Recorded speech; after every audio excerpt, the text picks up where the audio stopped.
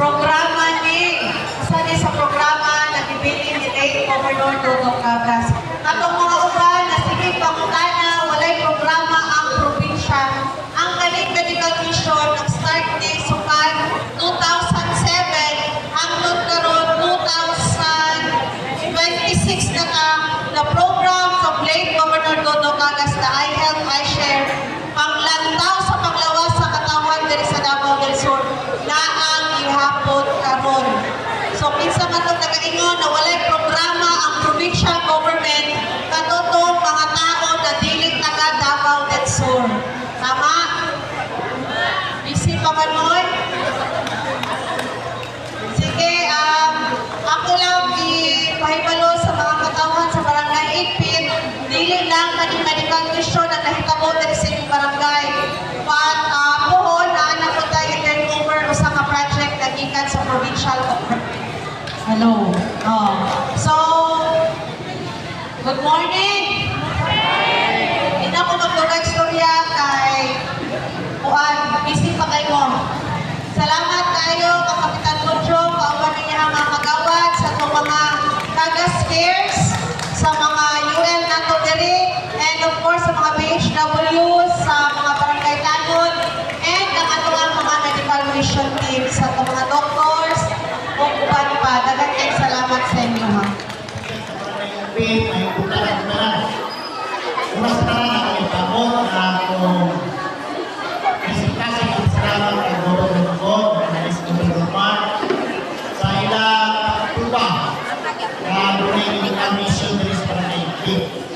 So, na-request ko kay umitas sa mga kabataan na naguniunog yun. No? Kay para ko pinunharap yun. Patuloy sa pagkakalak. Ilang anak, may mga sinakmay, may mga pagsipakot. So, atong tapakan sa Gobernador Dodong. Ikaw, nakinikalan, tapakan ako sa Gobernador Dodong. So, salamat po ng mga buksan mo sa inyo. Ayan nilang isingin. Kung puno na ang schedule, pero isingin niya ang matawag yun. Para lang. Kami sa barangay Ipit. So, ako sa pagpakan ang medical mission team, nabigan sa Davao del Sur, no? Ato pagpakan.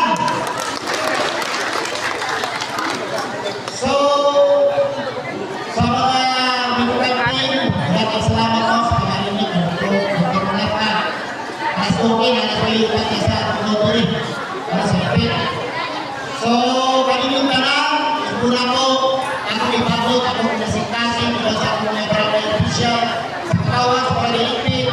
Ang akong pasalamat, ang Gobernador Dodong, ang Vice Governor Mark Cagas, at sa mga board member. Maraming salamat sa inyong pagpapuga kay mapapugayon na medical team, ang medical mission din sa barangay Ipit. Salamatan ko na ako ang mga UN sa Ipit, ang mga Bulong, Cagas Cares. Maraming salamat sa mga pagkakang ko. Gusto na ko, salamat kung may puntak na pagdalang. Sir, maayong buntag, Sir Dondon. Labi na sa imong kauban, no, ma'am? So, sa ako ang kauban sa council, labi na yun sa ako ang amahan sa barangay Captain Bonjong Permuso, nasa Gilakaw. Amo ang dakong pagpasalamat sa provincial government of Davao del Sur. Diin ila na pong gihimo diri karon gitikan ang maong medical mission diri sa barangay sa Ipit. Dili basta-basta ang ilang gihimo karon kay halos naa tanan ang pag-examine gikan sa ibot sa ngipon, examine sa mata. Basta naa tanan halos.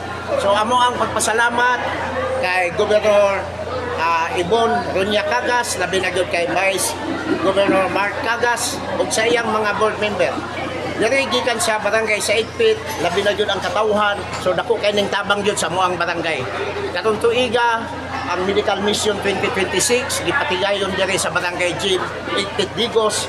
So dako kayo ang natabangan, daghan ang mga tao nga sayo paganiha diri na sila. Ug nagpasalamat po ko ninyo, sir.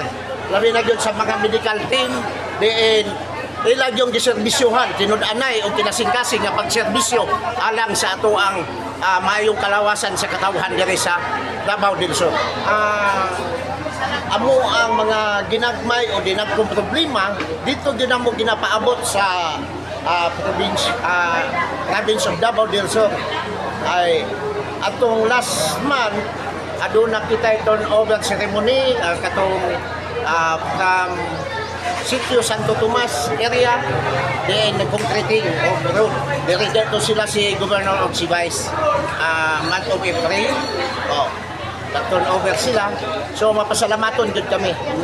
Kini pod ang ilahang ginahatag usahay kas assistance gani na po warag mga almost 250 na po ang ilang ihatag nga kas assistance diri sa amo ang barangay. Diin na po kay kanang tabang alang sa pipila namo nga angayan nga mga bayro nun. So magamit yun na namo diri sa barangay. Gagawad yun sa amo ang itabang sa mga katawan. Gikan sa barangay Igpit, in behalf of Barangay Captain Bunjong Hermoso, akong kinasing-kasing nga pagpasalamat labi na gyud sa mga lumulupyo sa Barangay Igpit. Ingon man ang Barangay Council of Igpit among pagpasalamat kang Gobernador Ibon Ronya Cagas, labi na gyud kang Vice Governor Mark Douglas Chad Cagas.